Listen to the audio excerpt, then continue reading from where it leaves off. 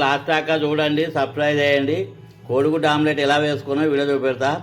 తగినంత ఉప్పు, అల్లము, ఎల్లిపాయ, కారపొడి, మసాలా, కొత్తిమీర, ఉల్లిగడ్డలు చిన్న చిన్న కోసి ఇందులో వేసుకున్నాం. ఇప్పుడు ఈ కోడిగుడ్డను పలగొట్టుకొని ఇందులో పోసుకోవాలి. గుడ్డను పలగొట్టుకొని ఇందులో పోసుకుంటున్నాం. ఇవి 4 గుడ్లు.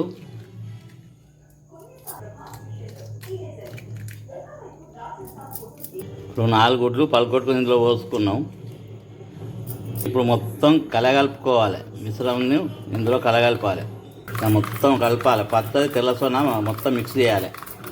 ఇది మొత్తం కలుపుకున్నాం. ఆమ్లెట్ ఎలా వేయాలో మీకు వీడియోలో చూపిస్తా. పెట్టినాం స్టవ్ పైన ఫ్యాన్ పెట్టుకున్నాం. అందులో కొంచెం నూనె వేసుకోవాలి. కలిపి రెడీ పెట్టుకున్న ఈ కోడిగుడ్ల రసాన్ని ఇందులో పోసుకోవాలి. చిన్న మంట మీద ఉడికించుకోవాలి దీన్ని, ఆమ్లెట్ను. దీన్ని ఉల్టా పల్టా వేసుకోవాలి. ఇప్పుడు ఉల్టా పల్టా వేయాలి.